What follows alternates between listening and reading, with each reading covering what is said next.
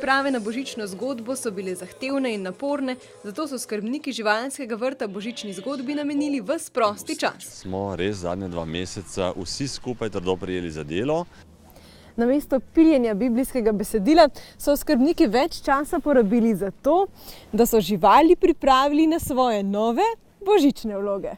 Najtežje je bilo združiti kamele in konja, ker so se konju kamele zdele precej nenavadna štirinožna bitja. Na svoji grbasti kolegici se je lipicanec sedaj že navadil, takole so prijateljsko uprizorili pot svetih 3 kraljev.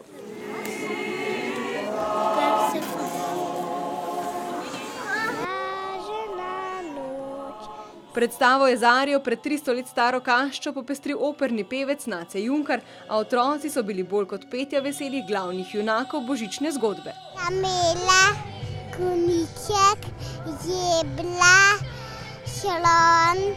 Najmlajši niso bili samo dobro podučeni o 4 nožcih v živalskem vrtu, poznali so tudi svetopisemsko zgodbo. Sveti 3 kralji so prinesli zlato, kadilo pa mira. Pogum, trud in energija so se očitno izplačali, saj so bili obiskovalci navdušeni nad videnim. Super, enkratno.